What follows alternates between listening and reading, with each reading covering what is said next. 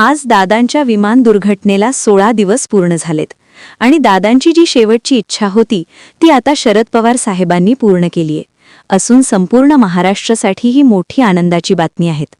दोन्ही राष्ट्रवादी अखेर एकत्र आल्यात आणि अजित पवार गटातले जे काही नेते होते जे अंतर्गत विरोध करत होते त्यांची अखेर पक्षातून हक्कलपट्टी।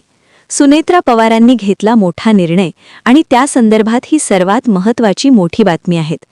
फक्त शेवटपर्यंत व्हिडिओ बघत रहा, कारण की हे 2-4 नेते कशा प्रकारे अंतर्गत विरोध करीत होते आणि त्यांचा कसा डाव पवार साहेबांनी मोडून काढला। शेवटी पवार साहेब म्हणजे गेम चेंजर नेमकं काय घडलं याची संपूर्ण माहिती मी तुम्हाला सांगणार आहे। फक्त शेवटपर्यंत बघत रहा। राज्याचे उपमुख्यमंत्री माननीय अजित पवार साहेब यांचे विमान दुर्घटनेत निधन झालं। त्यानंतर संपूर्ण देशातून हळहळ व्यक्त करण्यात आली। काही दिवसापूर्वी अजित पवार गट हा वेगळा झाला होता। काही आमदार खासदार घेऊन अजित पवार भाजप सोबत गेले होते, परंतु अलीकडच्या काळामध्ये भाजप सोबत अजित पवारांचं जमत नव्हतं।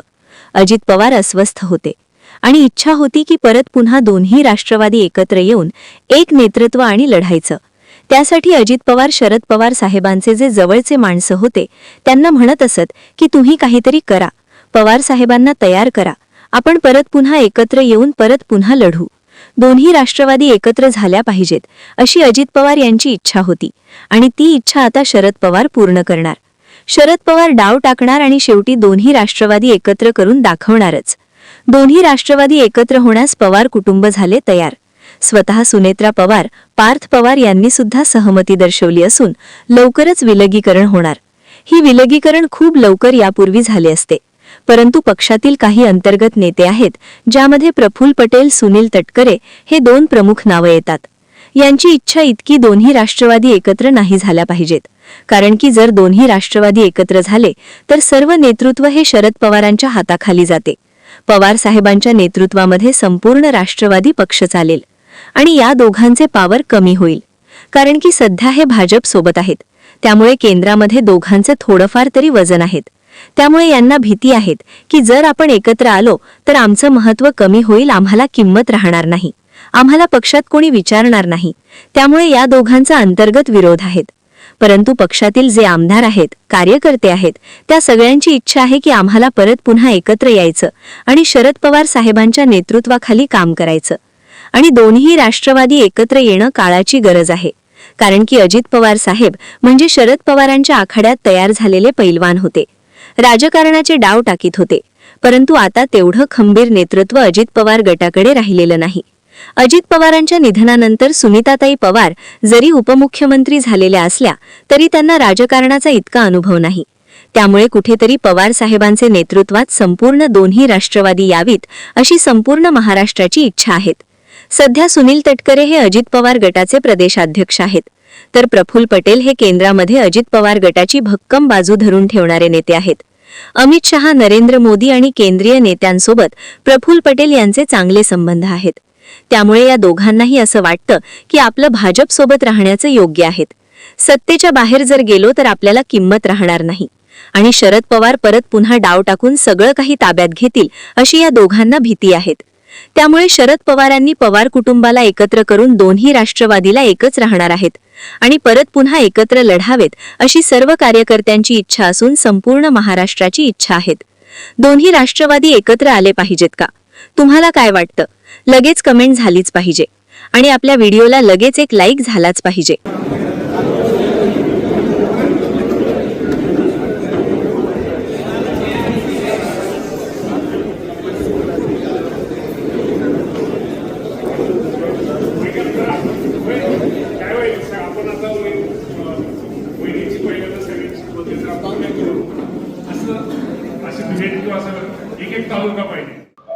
कृषी मंत्री दत्तात्रय भरणे आपल्याबरोबर, मग काय सांगाल आज बैठक पार पडते?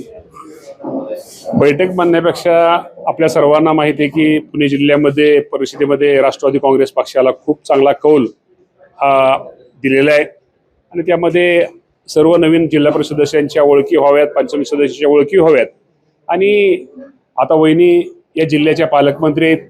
त्यामुळं प्रत्येक मतदारसंघातले प्रश्न अडचणी वहिनींच्या कानावर घालण्यासाठी आणि एक सर्वांची ओळख, तशी ताईंची जशी ओळख सगळ्यांची होती तशी वहिनींची पण सगळ्यांची ओळख व्हावी आणि त्यांचे प्रश्न वहिनी जाणून घेण्यासाठी खरंच आजची ही बैठक त्या बाबतीमध्ये आयोजित केलेली आहे. आणि यातून निश्चित प्रकारे सदस्यांना न्याय देण्याची भूमिका ही वहिनींच्या माध्यमातून होईल. मग विलिनीकरणाची चर्चा आहे, 2 राष्ट्रवादी एकत्रित येणार, काय वाटतं तुम्हाला, येतील लवकरच एकत्रित? मगाशी आता हर्षण पाटलांनी पण तुम्हाला सांगितलं की आता या बाबतीमध्ये वरिष्ठ ते प्रमुख निर्णय घेणारे प्रमुख आहेत. त्यामुळे आमच्यासारख्यांनी खाली काहीतरी तुम्हाला बोलून किंवा खाली काहीतरी सांगून ब्रेकिंग न्यूज करण्यामध्ये काय अर्थ नाही. या निश्चित प्रकारे शेवटी ते प्रमुख बसतील. आता त्या दुःखातून पवार कुटुंब सावरलेलं आहे आणि त्या दुःखातून सावरून निश्चित प्रकारे सगळे बसून तो निर्णय ते घेतील. अनेक बैठका झाल्या अजित पवार असताना, तुम्ही होता बैठकीत? नाही, बैठक झाल्या म्हणण्यापेक्षा शेवटी दादा प्रमुख होते, शेवटी निर्णय घेणारे दादा होते. त्यामुळे दादाच्या निर्णय किंवा मी म्हणून मागे सांगितले या दुःखातून कुटुंब सावरते, नक्की त्यातनं त्या बाबतीमध्ये ते निर्णय सर्व वरिष्ठांना एकत्र बसून घेतील. दादांची इच्छा होती की दोन्ही राष्ट्रवादी एकत्रित यावं, 12 तारखेला ते घोषणा करणार होते. माझं म्हणणं आता इच्छा मी म्हणण्यापेक्षा किंवा एखाद्याचा अधिकार काढून घेण्यापेक्षा या बाबतीमध्ये प्रमुख निर्णय घेतील. राष्ट्रीय अध्यक्ष म्हणून सुनेत्रा वहिनींना करा अशी मागणी होती, काय वाटतं? निश्चित प्रकारे आम्हाला ते आवडेल, वहिनींनी झालं पाहिजे. माजी मंत्री हर्षवर्धन पाटील आपल्यावर आहेत. भाऊ, काय सांगाल, बैठक पार पडते बारामतीत? नाही, आता जिल्हा परिषद आणि पंचायत समितीच्या ज्या निवडणुका झाल्या आता त्या निवडणुकीमध्ये पहिल्यांदाच वहिनींनी सर्व जिल्ह्यातल्या सर्व लोक बोलवले, प्रमुखांना पण बोलवलेले. आणि अजितदादा गेल्यानंतर अतिशय विक्रमी मताधिक्यानं ह्या जिल्ह्यातल्या लोकांनी एकहाती राष्ट्रवादीला सत्ता दिली. त्याबद्दल मी सर्व मतदारांचे मनापासून आभार मानतो. गेले 4-4.5 वर्ष प्रशासक असल्यामुळं ज्या गतीने कामं सामान्य लोकांची व्हायला पाहिजे होती ती होत नव्हती. शेवटी प्रशासकाला काम करायला मर्यादा असतात. आता एक थम्पिंग मेजॉरिटी आलेली आहे. ग्रामपंचायत, पंचायत समिती आणि जिल्हा परिषदमध्ये खूप चांगल्या प्रकारचं नियोजन करून मला असं वाटतं लोकांना चांगल्या पद्धतीनं विकास कसा देता येईल आपल्याला, हा प्रयत्न आमचा सर्वांचा आहे. विलिनीकरणाची चर्चा आहे, काय वाटतं विलिनीकरणाबाबत दोन्ही राष्ट्रवादी? मला असं वाटतं की ही चर्चा खूपच ऐकतोय मी. खरं म्हणजे या संदर्भातले पक्षाचे जे निर्णय असतात, हे निर्णय घेण्याचे जे पक्षाचे प्रमुख असतात तो त्यांचा अधिकार आहे आणि तो त्यांचा अधिकार असल्यामुळे त्याच्यावर ते बसून निर्णय घेतील. ते आमच्यापर्यंत काही तो विषय नाही आहे. आणि पक्षाचे प्रमुख पक्षाच्या संदर्भातले असे निर्णय घेत असतात आणि त्याबद्दलचा निर्णय घेण्याचा अधिकार तो त्यांचा आहे. अनेक बैठका झाल्या अजित पवारांवर, तुम्ही पण त्या बैठकीला होता, काय नेमकी चर्चा झाली? असं असतं, बैठका होत राहतात, एकत्रित सगळे बसत होतो, सगळं होतो, हे सगळं सगळ्याला माहिती आहे आता. पण या संदर्भातला अंतिम निर्णय जो असतो तो पक्षाचे प्रमुख घेत असतात आणि तो अधिकार त्यांचा आहे. अजित पवारांची शेवटची इच्छा होती की दोन्ही पक्ष एकत्रित यावे आणि 12 तारखेला ते घोषणा करणार. आता ही तुमच्याकडूनच माहिती मला कळते. मला असं वाटतं की या बाबतीमध्ये पुन्हा मी तेच सांगतो की शेवटी हे डिसिजन्स पक्षाचे प्रमुख घेत असतात. हो,